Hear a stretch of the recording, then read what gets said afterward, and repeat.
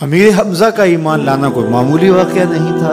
جس طرح مسلمانوں میں خوشی کی لہر دوڑ گئی تھی تو کفار کے اندر یہ خبر ایک بجلی بن کے گری، تو وہ بھی دارالندوہ میں بیٹھے اور سوچنے لگے کہ اب کیا کیا جائے۔ آج ایک حمزہ بن عبد المطلب گئے ہیں، کل کوئی اور چلا جائے گا تو یہ تو طاقتور ہو جائے گا۔ عمر بن خطاب مجلس میں موجود تھے، کہا تم قصہ چھوڑو، یہ کام میرے ذمہ رہا، میں بانی اسلام کی زندگی کا چراغ ہی بجھا دیتا۔ روز روز کا قصہ ہی تمام ہوتا ہے، تلوار حمائل کی اور ارادہ قتل سے گھر سے نکلتے ہیں، تقدیر ہنس کے کچھ اور ہی بول رہی ہے۔ سودا لینے کے لیے بازار گئے، سودا لینے کے لیے بازار گئے، ہاتھ اس کے بکے جس کے خریدار گئے۔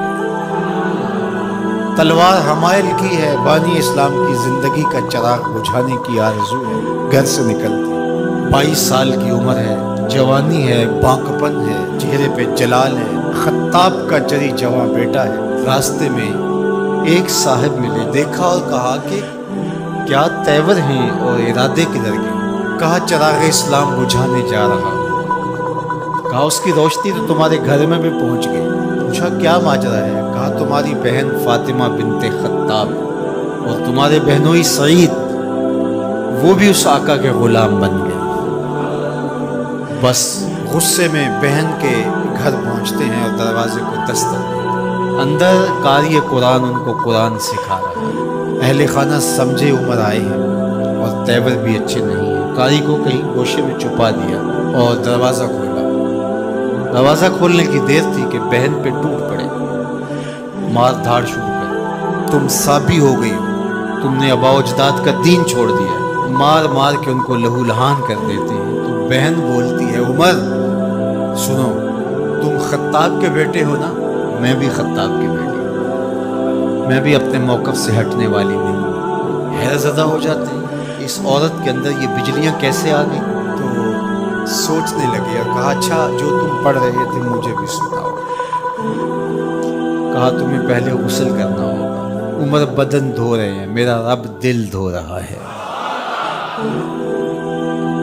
اتنے میں قاری قرآن کے ورق لے کے آ گیا اور تلاوت ہوتی ہے، طٰہٰ ما انزلنا علیک القرآن لتشقیٰ۔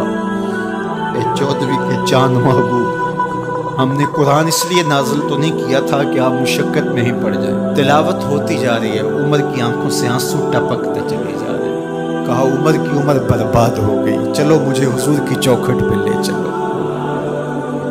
اللہ اکبر، دار ارقم میں حضور تشریف فرماتے،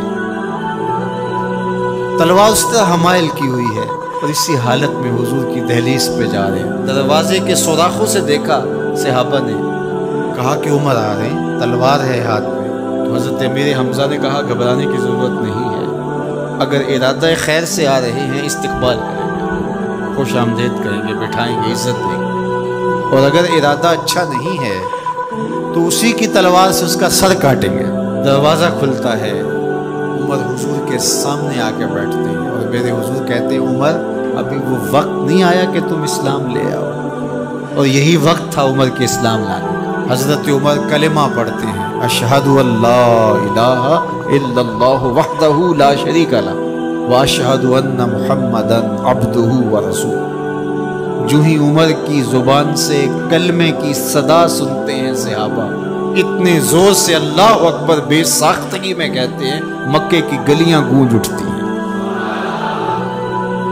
اللہ اکبر۔ اب ایمان لانے کے بعد جناب عمر حضور سے پوچھتے ہیں حضور ہم حق پہ نہیں ہیں؟ فرمایا ہم حق پہ ہیں، اللہ کا دین سچا نہیں ہے؟ کہا اللہ کا دین سچا ہے۔ کہا کہ آپ اللہ کے سچے رسول ہیں؟ فرمایا ہاں میں اللہ کا سچا رسول ہوں۔ تو کہا پھر ہم چھپ کے نمازیں کیوں پڑھیں؟ ہمیں صحن حرم میں جانا ہوگا۔ مسلمانوں کی 2 صفیں بنتی ہیں، 20-20 افراد کی، ایک صف کی قیادت حضرت عمر کرتے ہیں، ایک صف کے آگے حضرت امیر حمزہ چلتے ہیں، درمیان میں میرے حضور ہیں، اور صحن حرم میں پہنچ کے رب کی نماز ادا کی جاتی ہے۔ حضرت عبداللہ ابن مسعود رضی اللہ تعالیٰ عنہ فرماتے ہیں عمر کا اسلام لانا مسلمانوں کے لیے عزت کا سبب بنا، وقار کی علامت بن گیا۔